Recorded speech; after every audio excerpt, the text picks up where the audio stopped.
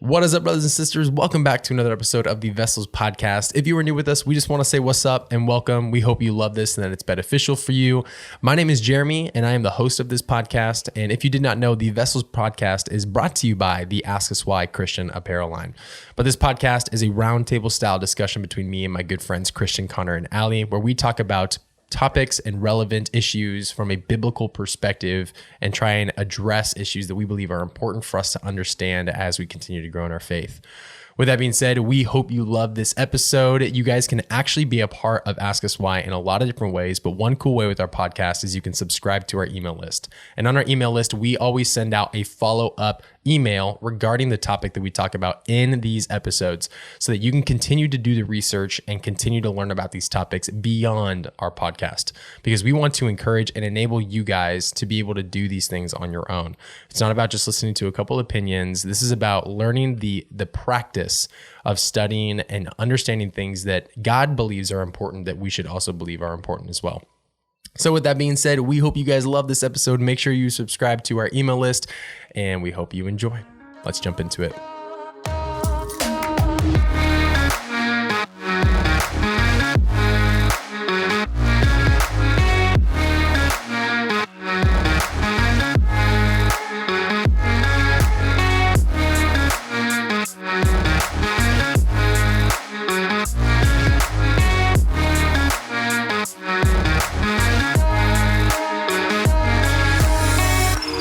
Welcome back to the best.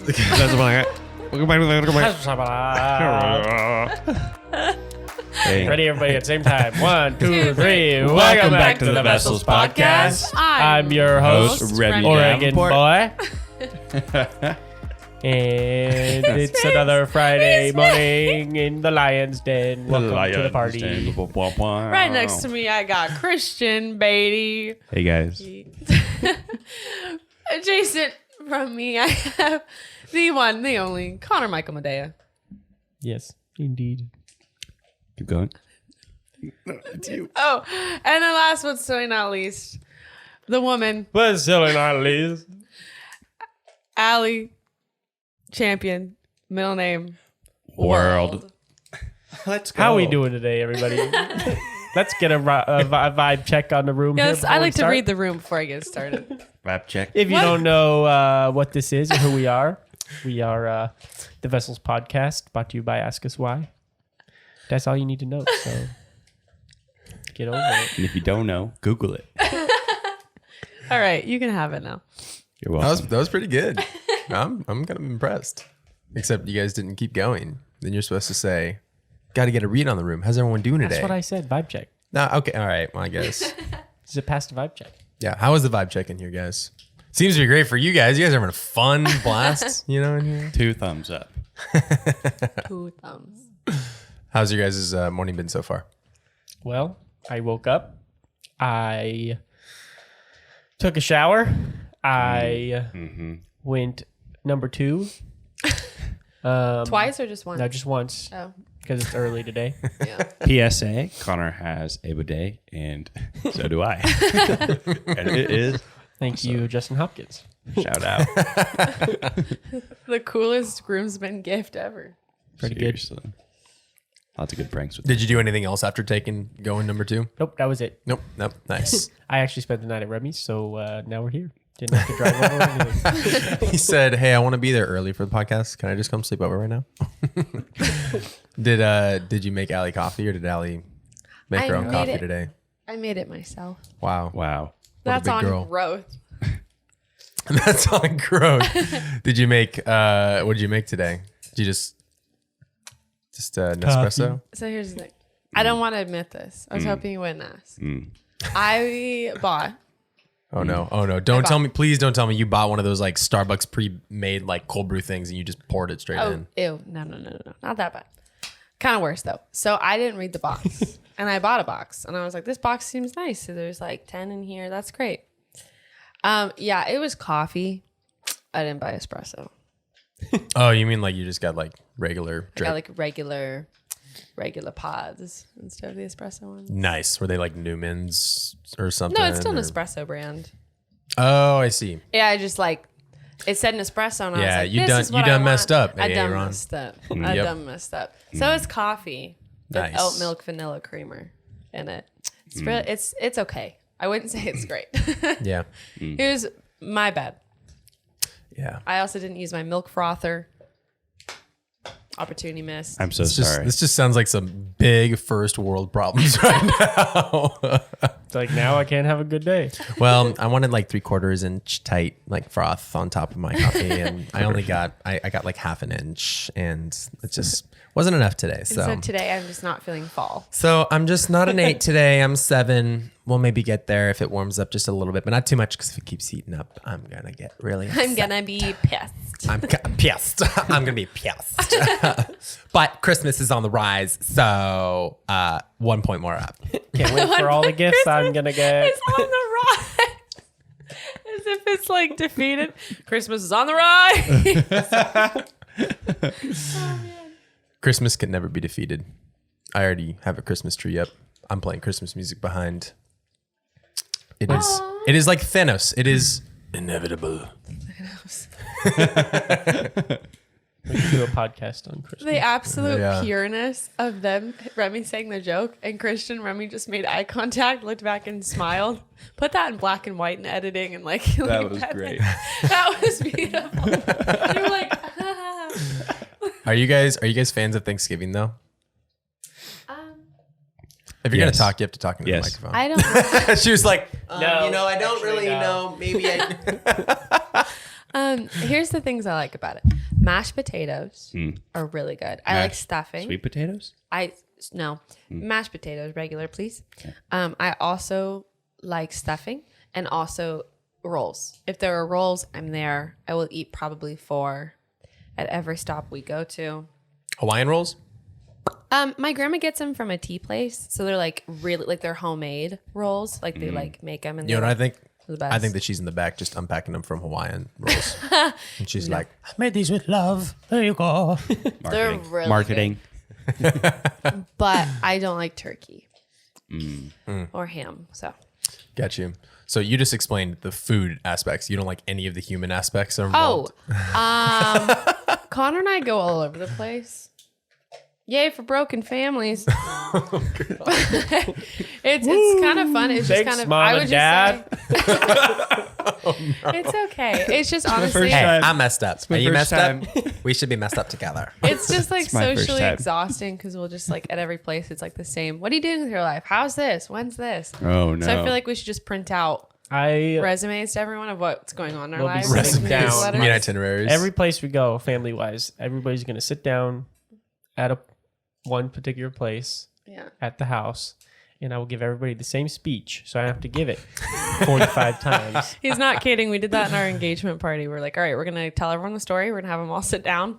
We're going to be like, here's how we got engaged. It's not gonna be Please like, don't shut ask up, again." shut up, and sit down. Sit down. Sit down. I'm gonna tell a story. It'll be halftime at the game, so that we don't have to miss any of the game. This is so strategic. I like how you guys are laughing like he's kidding. Oh god, we're laughing 'cause it's real. I think it's really funny. What about you, Christian? How's how's Thanksgivingness or my life or your well? What are your thoughts on Thanksgiving? I like it. I have a lot of fond memories of my family for Thanksgiving. Every 2 years, we would get like everyone from my mom's side together at this big old mansion place, and I'd see all my cousins that I don't get to always see, and yeah, it was really fun. I remember shooting a slingshot, hitting acorns, different stuff, really cool. It was in Auburn, so it was beautiful. We don't do that anymore because a lot of the family moved to Franklin, Tennessee. So hopefully we get to go out there sometime for that. But yeah, Thanksgiving, highly recommend with family. Nice, love it. Yeah, Remy, this is your first Thanksgiving being married. Ooh, Woo! Yeah. yeah. Nothing really changes. We still have to just go to both sides of the family like we did last year. I don't have to give up a speech though, so woo, yay for me. It'll be cool though one day when you get to like host your own Thanksgiving. That will be great. We'll make the most tremendous turkey in all of the land, and we'll invite everybody to come to It's gonna it. be It's huge. going to be huge. Huge. Well, I think my favorite part about Thanksgiving is the booze. it's where it gets it on. Yeah, it's the best part. Yeah. For sure. Yeah, I don't even like remember my things. Yeah, it gets kind of crazy every year. Uncle Tom just goes straight to the bourbon, and when I walk in, I think it's as far as I know, it's been in tradition for the last like 100 years that like you have to take a bourbon shot when you walk. Speaking in of the which, house. my family, we sing this song. It's Danish, and it's like it's called Onskaliva. And like, Unskaliva. yeah, but it's like sick. It's like it's so rad. The whole family sings it, and like just like Is it one of those like? "Hoorah, Okay, it is one of hoorah," those like and then we- bellowing boom, songs. and then we take a shot, and it's crazy. That's awesome. Yeah, it's so sick. And like everybody does it, even like Yeah, and then, the like- little like kids. There's like a newborn. But for them, it's Jello shots. But yeah, it's like it's super cool. Oh man. Yeah, no, in my family, there's like kind of both sides of the spectrum as far as like alcohol goes. Do you drink it? Do you not drink it? What, like, did you guys grow up with families that were like big time drinkers or were big time partiers, or were you guys in like a dry household? Yeah. So at the Thanksgivings that I was mentioning earlier, there were for sure like the pastor and then like the people who went hard, like doing cake stands, like at Thanksgiving. They like bring their beer bong with them. Yeah. So it was a good range of everything. Nice. Yeah. What about you guys? What do you think? So here's the thing. My grandma truly like thinks alcohol is like Of the devil. of the devil. Like she even like having it at our wedding, like she's like, I'm not paying for it. Like she doesn't endorse anything alcohol. Even if you're of age, like she is like, I would say biblically that's like where she stands on it, but also she's had really bad experiences with family members who were drunk and things they did because of that. So it's not, it's understandable, but she was so like, absolutely not. Like I wasn't raised around alcohol, but my grandpa has moonshine like in like his pantry. Like they are very, as Connor knows, my grandparents are polar opposite. But they work and they love each other so well. I mean, like 56 years, Yeah. it works. But my grandpa has always been the guy that's like, he'll clean, like we clean sometimes like our sink with vodka because it clears it out, and he'll just take a shot. And I'm like, okay. He literally like will chug it back and look at me and go, okay. So it's just, he's not What a alcoholic grandpa. by any means, but he like rarely ever drinks. But if he does, it's like communion. Like he believes it should be with wine, like things like that. But it's just funny. Like grandma's like, that's satanic. And my grandpa's like, why not? He said that Jesus said wine is good for the soul or something like that. He just goes with it. Everyone has their slogan they go to. He's like, even Jesus drank wine. It's good for you. I was like, okay. He goes, a little wine every day. Remember that. I'm like, okay, grandpa. Oh, that's funny. Connor? Yeah, I think there's always, not always, but in most families, I think there's probably, a couple or at least one relative or family member who goes a little crazy when they get around the alcohol. It's not me, but There's always that one kid in every family. Who is It it? just goes crazy. I ain't naming names. Okay. I know who it is. Carry on. So, at least at Thanksgiving, I think people, depending on the family, kind of calm it down, I think, in front of certain people. Yeah. But you can definitely tell when a person lives a different lifestyle than the rest of your family. Totally. So is alcohol a sin? Like drinking alcohol a sin? No. I agree with Christian. No. Care to elaborate? I mean, Are you senior pastor at the Thanksgiving? just like, well, no. No.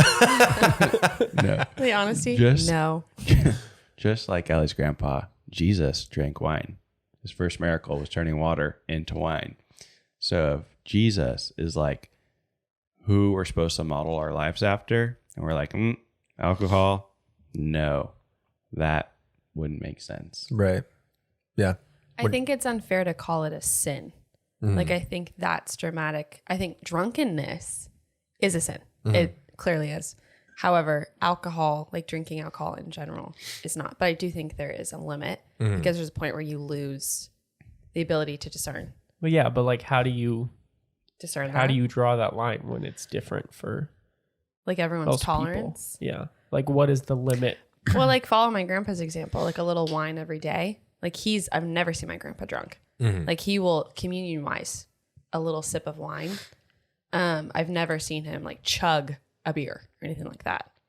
That was a lie. But I'm like, you never seen him with a beer before? You just told me this man took a vodka shot. I was like, he'll have like, if he makes like drunk chicken, you have to shove the beer can up the chicken. So he'll like pour half it on and drink like the other half. But again, like he's never, but I guess that is hard. I don't really know where you draw that line because I guess everyone's intake is different. For instance, you could have more margarita than I ever could. But I don't know. It just, if you know your limit, why would you test that? Why would you want to go near that line? yeah. Because it's fun. I actually heard I heard an analogy of a guy that was trying to hire two different truck drivers, and he like showed him a picture of a cliff, and he was like, "How close do you think you can get with the truck to the cliff?" And the one guy was like, "Oh, I could get like really close. I could probably get like within a couple of inches of it. I'd be really, really close to it. I could do it." And then the other guy was like, "I ain't going near that cliff. Why in the heck would I go there?" And he was like, "You're hired." He's like, "I'm not going to hire the guy who wants to push it to the very, very edge before he knows he's going to fall over. That's just dumb. You know, there's so many other variables for why it could slip." But that's like the argument that can come from that side. So yeah, there's definitely a spectrum of different opinions on alcohol. There's the people that are, I'm not going to touch alcohol in my entire life. Some of it has to do with reasoning because they do believe that alcohol is wrong, inherently bad. Some of it, majority of it has to do with the fact that they've experienced something in their life with a family member or a friend, or even someone was impacted by someone else that was drinking. You know, like sometimes it's like DUI situations where people get into an accident with someone. Well, if you guys are somewhat involved in the sports world, the wide receiver, right? Wide receiver for Henry Ruggs. Yeah, for the Raiders. I was going to say Oakland Raiders, but rip. Las Vegas Raiders.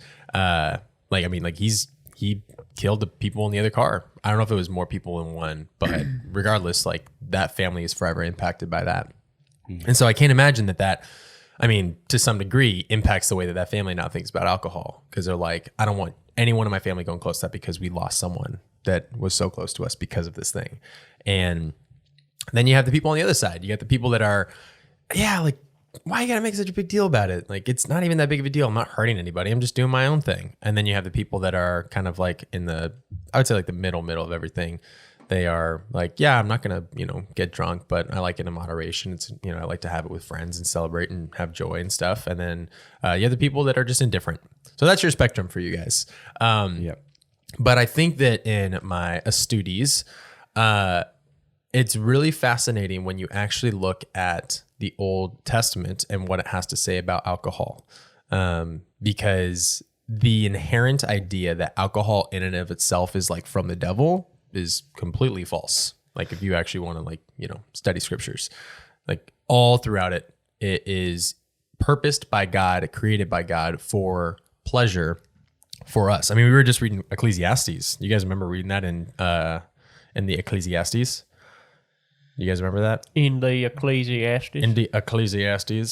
Let me see if I can pull this up. I don't know if I had this open. Oh my goodness. Let's see here. Why does it not want to? Yeah, look it up real quick. We're just reading Ecclesiastes. I think it's in chapter 8 or it's in chapter... Ecclesiastes 9:7. Go eat your food with gladness and drink your wine with a joyful heart. Yep. For God has already approved what you do. Yeah. So, that's just one. I think there was almost over 100 different verses about like God basically saying like, it's okay for you to drink and to have joy and to be merry with it. Because it is a gift from God and it is something that brings pleasure to him and to give glory to him. But there are also serious warnings about drunkenness, about how like it is literally distasteful towards the Lord, that, being a drunkard is probably one of the worst things you can do as a believer. And so there's definitely a huge warning of it. And so you kind of have to find that balance. And then when you look at New Testament and you think, we're not supposed to drink alcohol according to what the New Testament says, you also see, kind of like you were saying, Jesus's first miracle was turning water into wine. But we also see that all throughout scripture that Jesus ate and drank with those that were low in society. And I don't imagine that he drank water. That wasn't normal in their culture for them to do that. Yeah. And then at the same time, he did communion with them, right? Like when the Passover happened, when he said, this is my body and this is my blood. That wasn't grape juice. And he drank with them. So Wait, it wasn't. What? The demons are coming out. Oh no. You're telling me it wasn't like the little prepackaged cracker and juice? That's what Jesus you're is saying. like, now peel back the first plastic layer. The little thimble of juice. He's like, maintain your 6 feet apart. And it's just really loud because everybody's doing it at the same time, just crumpling the plastic. crackling He of just it. yells at someone. He's like, Judas, for the love of God, rip it off, man. He's like, can you help me? I can't find mine. You didn't grab it when you came up to the second floor, bro? Why are these so relatable?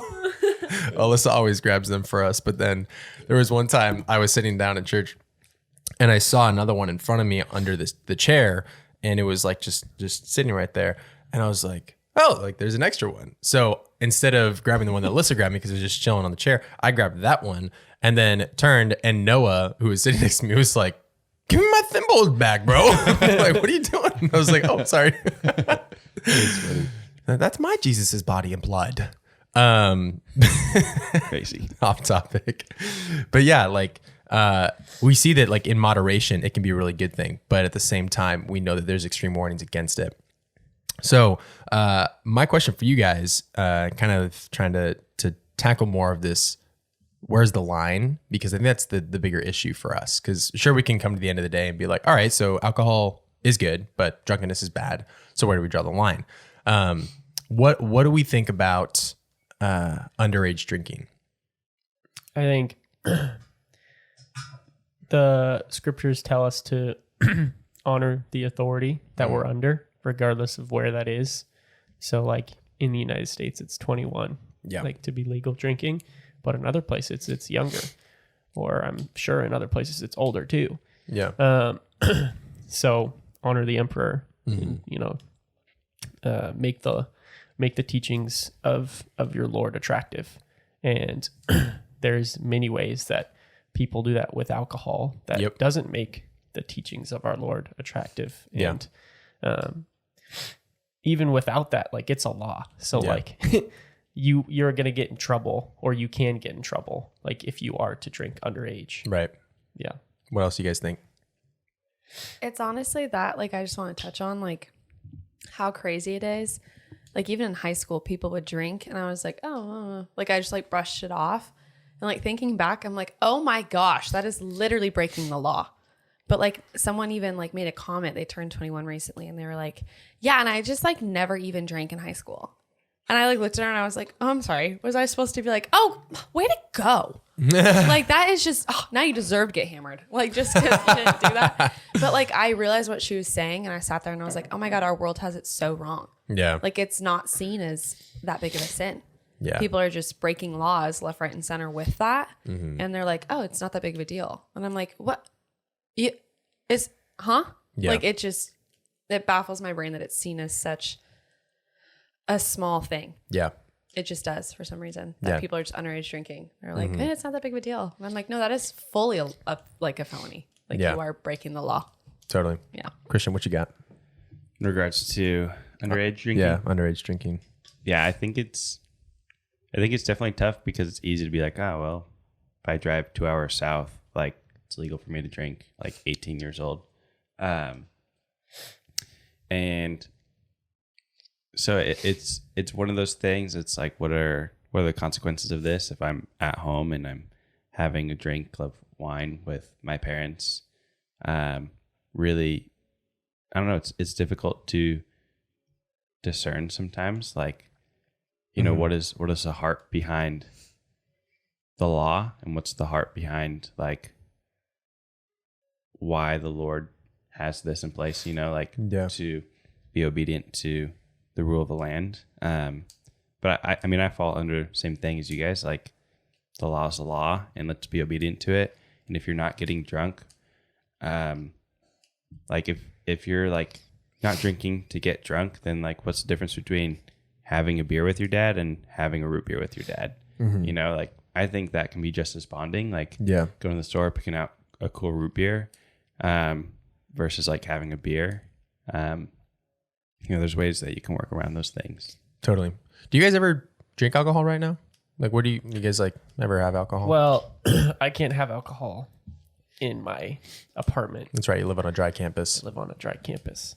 So I definitely don't do that there, which is where I spend most of my time. Yeah. And I think the only time we ever drink alcohol, I never drink alcohol like when I'm by myself. Like that's not something I do. Right. But like I think when we go on like our monthly dates, like anniversaries. yeah, it's like, hey, we're celebrating another month. You'll like go get a whatever it fancy is. dinner. And We get, just like like will Bud Light. always Get a like, margarita. Yeah, we just get one margarita. Typically, Connor's fine. I can have half and be fine, and then Connor needs to finish mine. So, That's funny. but we rarely ever. Yeah. I don't know about you guys, but there are so many options out there when it comes to apparel. In fact, studies show that there are approximately 96,000 different apparel companies just in the US alone. How in the world do you pick? For most, they find a few companies they like and they stick to that. I've been the same way all my life. It's actually only recently that I really had a change in heart and perspective about it. The majority of the apparel companies source their products from China, which is known for their child labor and sweatshops. Most major companies go there for their manufacturing just to get the cheapest rates to make a higher profit. When you dig into these companies, you realize that they really don't care about you. They care about their profits. They care about their reputation and always lean into what is popular to the secular world. My question is, why do we support these companies? Does it bring God glory? This is why Ask Us Why exists. We started this company with a few thoughts in mind. 1, create apparel that actually has meaning and purpose behind it. 2, source our products domestically, ethically, and hand make them ourselves. And 3, create a true community around it. Our apparel is always designed to do one of 3 things: share the gospel, encourage the believer, and start the conversation. We even include videos for each drop to share the story behind it. On top of that, every person who buys from our shop gets added to our private Discord chat. We exist to help you and your faith continue to grow with community and discipleship. So instead of supporting the giants that don't care about you and only care about a higher profit, support small, Christ-centered businesses who actually care about you, who want to know you and support you in your walk with Jesus. Head to our shop over at askuswhyshop.com to check out our archive of designs and new releases. If you want to learn more about Ask Us Why and the different projects that we have, you can head over to our main website at askuswhy.org. Your support means the world to us, and we hope that together we can grow the kingdom. I think that point is actually really fascinating about how if you go to another country, it's legal, because I mean, I think in Mexico it's 18, right? Yeah. But there's other countries where it's like 16. 18. Yeah, that's like, I mean, in high school when we were at Sunrise, like we had tons of, you know, friends and students that would literally go to Mexico. Yeah, why do you think all the high school students go to Rocky Point? Puerto Penasco? Yeah. They go there for that? Well, I mean, most of them are still not even 18. Some of them are even younger than that, but like they don't care over there. Like that they really don't care. It also, I don't know if it's 16, but I know there's other countries where it's 16 years old. So then the question is like, well, it's legal in this country. And like, you know, obviously like, why can't I just, you know, go there? Because then you can go there and you can have it. But then, yeah, again, it comes back to the heart issue, because we've done mission work over in Zambia. And in Zambia, I think the law is 16 years old. It's either 16 or 18 years old. And so we actually had several problems with one team in particular, where we came out from doing mission work and came into the city to hang out at the hotel and do like our fun little, you know, go see the falls and stuff. And we had like, you know, I think a day that was just a break in between that we weren't really doing much. And dude, this little I hate my dog. I'm just kidding. I love him, but he's the worst. He almost broke one of Remy's like expensive camera. He That actually was going down. He was Bro, stretching. he actually stretching. like perfectly showed me that like the camera was about to stop recording at like 30 minutes. So Shut what a up. Never guy. mind. Good job. My guy. Wow. But yeah, there was like a day in between. And so one of them like went into the town and got a bunch of alcohol and brought it back. And a lot of them got like drunk. And it was probably one of the hardest experiences that I had to go through as a leader, witnessing that. My team was just in the bush preaching Jesus Christ to people who have never heard of him before, about the love of this God who wants to have a relationship with them, like seeing people be saved, praying over people, and then coming into town and literally getting wasted. Like they were like, I did not feel safe with the circumstances and with people that needed to be driving us into town for like dinner. I was like, you're not driving us. And they're like, I'm not, like, I'm good. And like, it's not a big deal. And it was like, no, this is not okay. I don't know why we're waving past this thing. And so I I'm someone that grew up that never really drank alcohol. My goal personally was to make it all the way to 21 without drinking.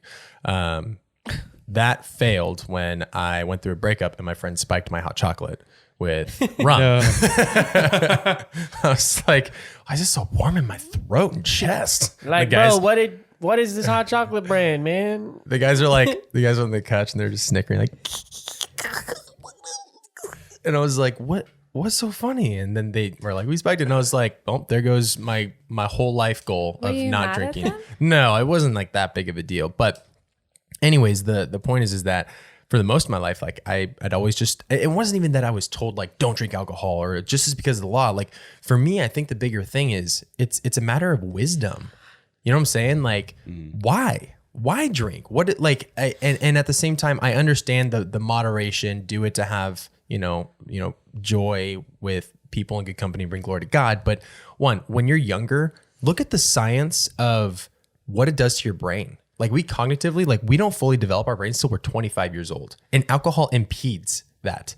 Why do you think that people that like get into like partying and stuff usually are the ones that end up not going very far in life because they've killed off half their brain cells just from drinking and throwing up? Like, and then on top of that, it's that whole, you're getting close to the edge. Like how close do you want to get? Like, do you really want to start that road if you want to get down that? Especially, and this is primarily talking about being underage with drinking. It's like, what is your goals and intentions here? Like if we are truly believers and we're trying to bring glory to God, like do we really think that we're doing that through driving across the border so that we can go drink with our friends? Like does that really seem like it's a good intention? And so I would say an even bigger argument for why you shouldn't drink under the age is more for the fact that it's not wise. Like it doesn't make sense for you to do that. Like you're still developing as a human being. Like you're still trying to grow, and there's so much more to life than drinking alcohol. And to risk losing it all, and especially if you have an addictive personality, which it seems like more and more people have today because of things like social media, it's like we are walking a very thin line when it comes to alcohol with that. So my question to you guys is, where do you think Christians should fall on the line? Like, do you guys think that it's better if we just avoid alcohol altogether, or do you guys think that we should be in moderation with it? Or do you guys think like maybe we should relax a little bit? It's not that big of a deal. Like where do you guys think that we need to stand on this? I think here's the thing. I don't think moderation should be the goal for all people anyways, because Right. I think you can still sin when you drink in moderation. Mm-hmm. Like what is moderation? And also like there's many people, also Christians, that have like a mindset of, okay, I'm not going to get drunk, but I want to drink, a glass of wine before I go to bed every night, or while I'm, watching TV after work, or I'm going to drink, a couple beers every Sunday when I watch the game or something like that, because it helps me unwind. It helps me relax. And I think that can get to a point where it's like, okay, this is a habit and it's something that I need to relax. It's something that I need to unwind or to go to bed or to feel, safe or to feel relaxed and all of these things. And when it becomes a need, when you can't even, have fun or be around people and be able to have conversation, have joy with them because you don't have alcohol there. Yeah. And you have all of these things going on in your head and you're like, oh my God, I need a beer. I need a beer to calm me down, or I need a drink to calm me down. Yeah. That's just as sinful as you getting drunk, I believe. Yeah. And I So think, why do we, like, real quick, like regarding what scripture obviously says, but like, why is getting drunk such a bad thing? I think it has to do with you not having control of the state of your mind, like not having a sober mind. And I think that's one of the simplest ways that we lose control over that. Yeah. And I know that like when you become drunk, it's not necessarily that you lose the ability to like make good decisions. It's more so that you lose the ability to see the consequences of the decisions that you might make. Yeah. And so people choose bad decisions because they're not thinking of what happens after that. So you just not are in a state that you're able to think correctly and have a sober mind. Yeah. And that can be with, a bunch of different substances, but I think alcohol is the most normalized. Yeah. Have you guys ever been drunk before? No. No. Really? Have you been drunk before, Connor? No. Really? I have. I'm the biggest sinner here. Raise your hand if you need Jesus a little more today. I've heard people literally say this before. They're like, oh my gosh, they say, you can't have Jesus without a little bit of sin in your life or something like that, to make the argument that they can drink and do those things. It's like, what's the purpose? Got to make sure that Jesus' death was worth it for my sin. Got to get a little sin in there. And of course, it's with like a Southern accent because it's always people in the South. When did you get drunk? It was on my 21st birthday. It was, I think I've only ever been drunk like I would say like actually 3 times in my life. One of them was at my bachelor party. One of them was for birthday. And then I don't even know if there actually is another one. I think those are the only 2 that I've ever like gone really hard on, and not even like super hard to where I've thrown up. Cause there's like people that'll get blackout drunk and they're throwing up and it's bad. When I say drunk in my context, I mean that like I'm loopy, where I can like, I'm not able to like walk. And this isn't to say that I endorse that behavior. I mean, like I'm just trying to be transparent about this. I don't want us to seem like we're like too goody two shoes and we've just had it all and we've done it right this entire time. I think that we need to just be honest. And so, like for me, it's always I've wrestled with this idea of alcohol, of where do I stand on this? Where should I be as far as where this goes? Is it okay to do these things at all? Or like I'm living the example for Jesus, like people are watching, like do I want to really risk something like that, or is it not a bad deal? So anyways, I think that like when you're in the state of being drunk, you have very little control of your body. You really just like, as far as like how your body works, your mind moves faster than your body does. And I remember hitting my head maybe a dozen times on the floor just from trying to walk, and I can't walk straight, and hitting people or hitting the wall and stuff. And I'm like, well, that's brain damage and I can't feel it. So I mean, like that's bad enough as it is. But it was really funny when it was my 21st birthday. I wanted to go tell Alyssa that I loved her, but we'd only been dating for like a week or 2. So I remember telling Eric when I was living with him, I was like, I gotta go tell Alyssa I love her. I gotta go tell her right now. I gotta tell her how I feel about her. And Eric was like, no, you don't need to do that, buddy. You're good. Just sit down. You're good, man. And it's like you just don't have control over your thoughts and stuff. And so when you get to that state, you are no good for the kingdom, and you're no good for yourself either. Then you just turn into anyone around you. Then you just have nobody wants to be around. Literally, then you're just being babysat by a bunch of people as an adult, and it doesn't do well for you. So yeah, what's worse to me is adults. Like it wasn't until even like my ex-boyfriend's family and Connor's family that I've seen like adults be drunk. Yeah. Not to the point blackout, throwing up, to the point where they are saying things like they condemned me and Connor for our faith. And I know the battery's dead on this camera. Oh. Yeah, let me add another one. Keep talking, Ellie. And it's to the point where like it really hurt.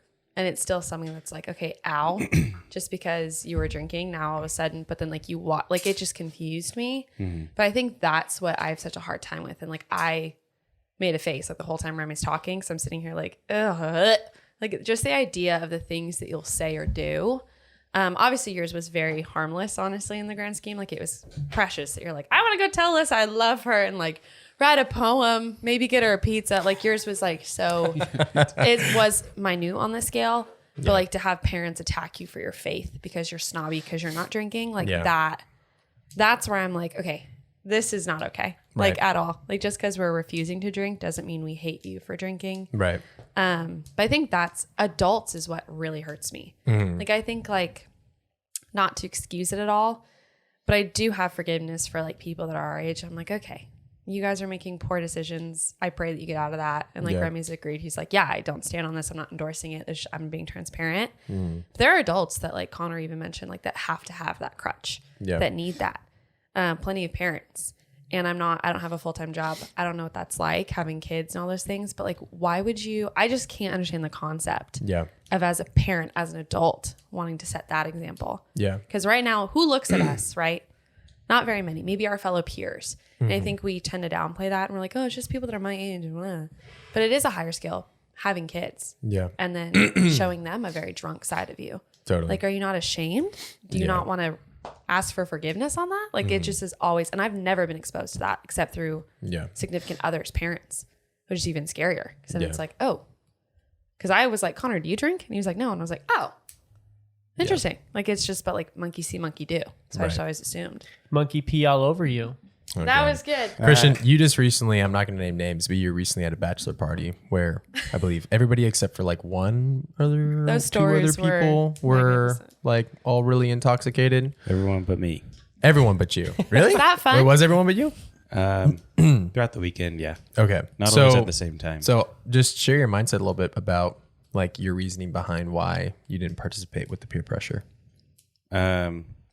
Alcohol is not a temptation for me. So in terms of like peer pressure and stuff, I don't really worry about it.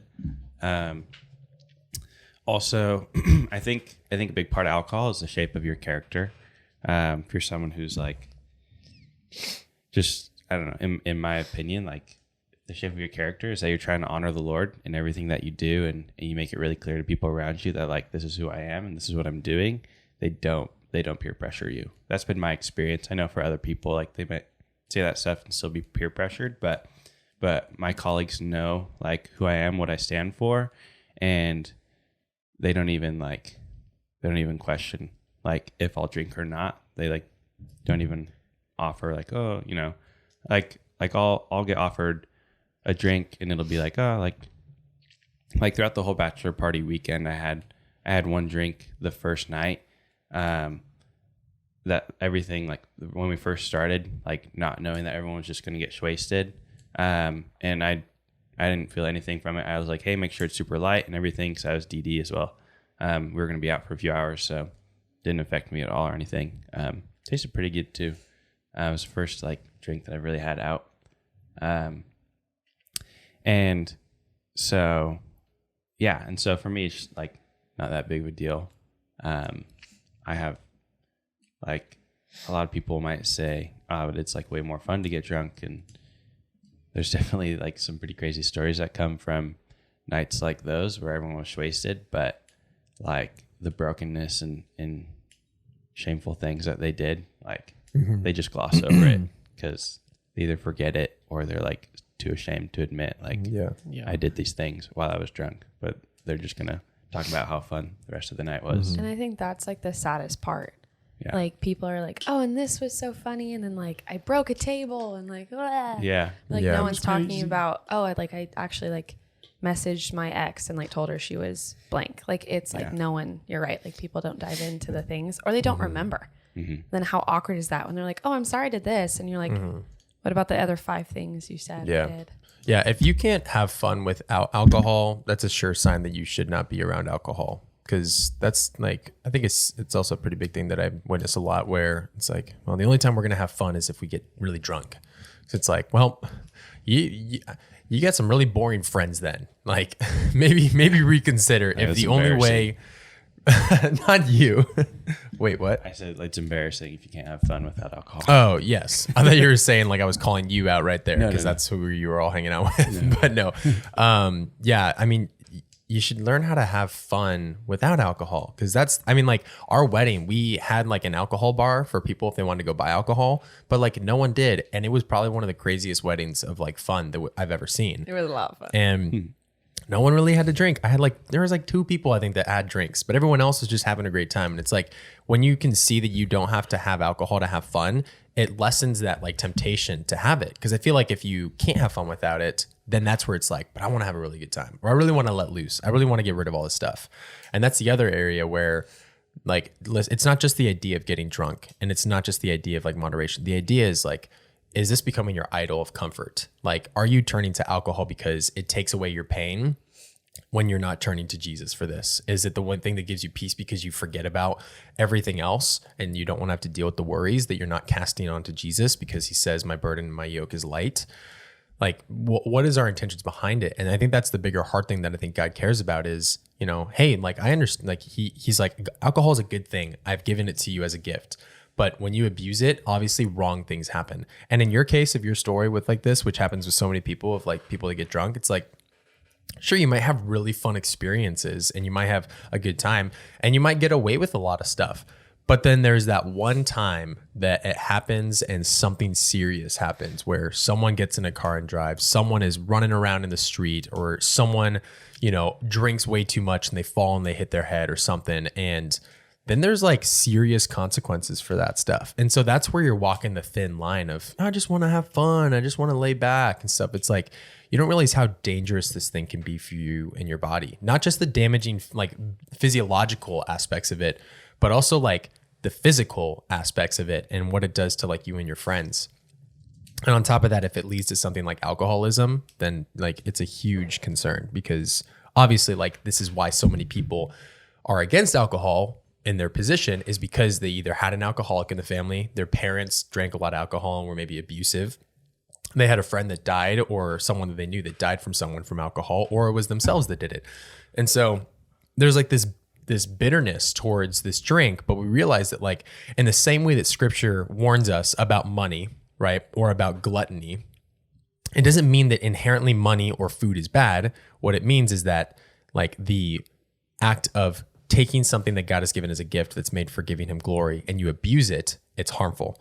And so I think that the biggest thing that we can encourage is for, I think, 3 different aspects. So the first aspect is for anybody out there who has this mindset that alcohol is inherently sinful, that it is bad, don't even touch it, can't believe you would do that. 1, read the whole Bible. Like, have a bigger perspective about like what God has given us. Because I mean, if you're the type where you're like, the wine and alcohol is from the devil and it is absolutely bad, like imagine when we're in the new earth and Jesus is drinking wine. Are you going to go up and tell him, that's bad, that's from the devil? He's like, I created this. Well, it's the same. If you're to use the same analogy, it's like if somebody in the church hurts you, it's not necessarily the church that's bad, it's right. the person. Right. And so you wouldn't, I mean, people do this, but like as right. a Christian, you wouldn't be like, okay, the whole church is bad, it's from the devil. Right. It's the same thing. Yeah, same concept. So we would just encourage you to like broaden the perspective, and not necessarily like, you don't have to become okay with it. I think what's so beautiful about this thing with alcohol is that you can have opposing views about it. You don't have to have, like, not everyone has to stand on one side of the spectrum for this. Like, I think that's the beauty of it, is you can be someone that is completely against alcohol because you've had experiences with your family in your life where maybe something was bad, or you just inherently don't want it. Like, for instance, Christian's more of the type where he's like, I just don't want to drink alcohol. And someone on the other side of the spectrum that's cool with it in moderation, like, you can have those opposing views and it still works out for you guys. Like, there's nothing in the Bible that says that alcohol is sinful, and when done in the right way for the glory of God, it's good. Then you can do it.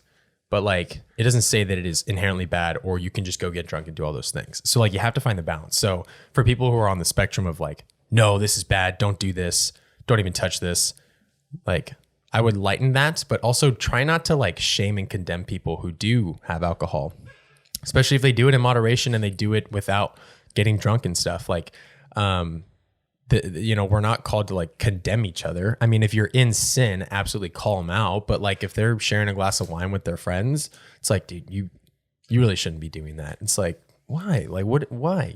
So avoid that.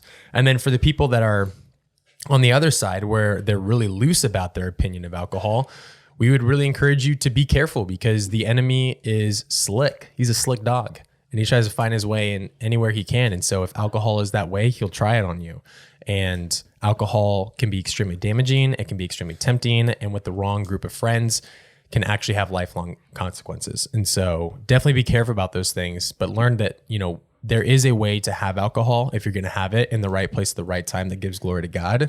But you need to have the wisdom and discernment to know when that is. Because if you don't, then, you're as good as just drinking and getting drunk all the time and being like, not a big deal. And I think another thing that's really important is like knowing that you have, as a Christian, you have a witness to the gospel and to the teachings of Christ. So like when you go out every Friday night, even if it's with, your Christian friends to a party off campus or whatever it is, like there is most likely always going to be non-believers there. And when they see a person who claims they love Christ absolutely wasted, hung over the toilet, throwing their guts up, that does not make the gospel of Christ any more attractive to them. Yep. I don't think there's ever been a testimony of somebody who's like, saw this Christian get absolutely hammered, and I was like, I want a part of that God. It's not a thing. And so, not unless they have a twisted view of like who God is for them. They're like, I want to keep doing this, but yeah. Knowing the circumstance and having social awareness is huge. And that doesn't mean that you can get drunk with just your Christian friends because there's no non-believers there. Like that also happens, where I think Christians are like, we're good. Nobody can see us. We will do it in secret. Like, no, that is also a bad thing. So it's just knowing. It's knowing your limits. It's knowing, who's there, and knowing what you're doing is if it's not, or if it is, glorifying to God. Yep. And Romans 14 is actually a big one for a lot of people. This is one that I think a lot of pastors will use, a lot of leaders, and people that are pretty like well-versed as far as understanding their opinion or their view on alcohol. And it says, it is good not to eat meat or drink wine or do anything that causes your brother to stumble. Mm-hmm. And so I have personally witnessed not wanting to drink alcohol, but being at like a gathering where people are drinking and being peer pressured to drink with everybody. And it's like, if I was someone that didn't like have limits and that kind of stuff, and once I start, I don't stop, that's really bad. Like if we're the type of Christian that does that, like we got to get better about that. You can't just peer pressure your friends into drinking with you if they don't want to. If they don't feel a conviction, like don't push them into it. Like don't make them do something they don't want to do. Don't make them uncomfortable. That is not Christ-like. And so, on that side of the spectrum too, we need to be conscious that like if we're causing people around us to stumble with this thing, then that's a really good reason to not drink alcohol. So in moderation, right place, right time, with wisdom and discernment, alcohol can be a great thing. We would encourage you to continue this research beyond this podcast. We'll have our email. We'll send out with a bunch of resources for you guys, but do the research yourself. Like we don't want you to just have the opinion of Remy and Christian and Connor and Allie. We want you to have your own thought out understanding and your own response to what you believe about alcohol. And don't be ignorant to one side. Don't just believe one person, but like do the research for yourself, because I think that's ultimately where it goes, is what matters most, is that you've done the research, you understand it. You're not just hearing a couple people talk about it, you're doing it yourself, because then you'll have a lot more peace about where you stand on it, and it'll make it a lot, I would say a lot more beneficial for being a leader and trying to lead as an example for Christ, because you'll better understand your position and where Christ's position is on this through a biblical lens. So with that, very quickly. Yeah. I don't drink in social settings. I did once on the bachelor party weekend, and then I was like, oh, everyone here's getting wasted. I'm not going to do that anymore. I don't drink around people who have a tendency to get drunk. because just like Romans 14, right? Yep. Says like, if it's going to cause a brother to stumble, don't do it. And, not at all does not mean that I don't drink ever. I love having a beer with my roommates on the roof, like such a cool bonding time. But man, I can't, like I have several stories where I've been at a party, and not even like a rage or anything, even with Christians and stuff, and I'm not drinking, just because I don't know people's situations and circumstances. So even if it could be a room of people who don't have a tendency to get drunk, I still won't if I don't know them. And that's just where I stand on that. But yeah, I have several stories where people just have conversations with me about, why aren't you drinking? And you get to share like a really cool message about, being careful and thoughtful about others and their temptations and the reasons behind it are honoring to the Lord. And that's just like been very fruitful in my life. And just for that reason alone, I don't want to drink, because it's provided so many opportunities to be a witness for Christ in even like crappy situations, like the bachelor party weekend. Had a guy hit me up. He's like, "Hey man, really appreciate like how you handled yourself." It was really encouraging to me. So that was really cool to see. And that happens more than you know, even for people who like don't reach out afterwards. Love that. Yeah, be an example. I think we're all a leader in one aspect. Leadership means influence, and we all have influence for other people. So don't think that you don't have influence. Don't think people don't watch you. Remember that you are potentially the only version of the Bible some people will ever read. So your actions, they mean a lot more than just what you think about yourself. So They could have eternal consequences. eternal consequences, man.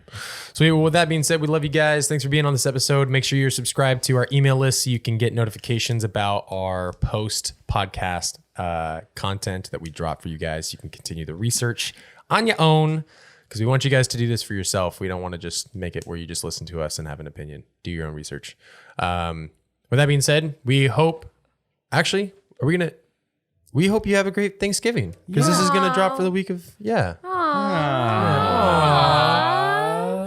a great Thanksgiving, guys. Even, I know some of y'all probably have things going on with family, might not have the best circumstances. Maybe you're not even going to be home with your family for Thanksgiving, but you are family with us. We love you. Cooper loves you. If you need a party to go to, you can email Connor at connormadea@gmail.com, and you can listen to his profound speech he gives every year to everybody one time. And man, record it, throw it on YouTube, make some money on that AdSense. But yeah, we love you guys. We hope you guys have a wonderful rest of your week. Love people hard. Be a good person, even though, you can only be a good person through Jesus Christ. We're not really good people ourselves. But yeah, guys, we hope you guys learned something from this. And with that being said, we'll catch you guys in the next episode.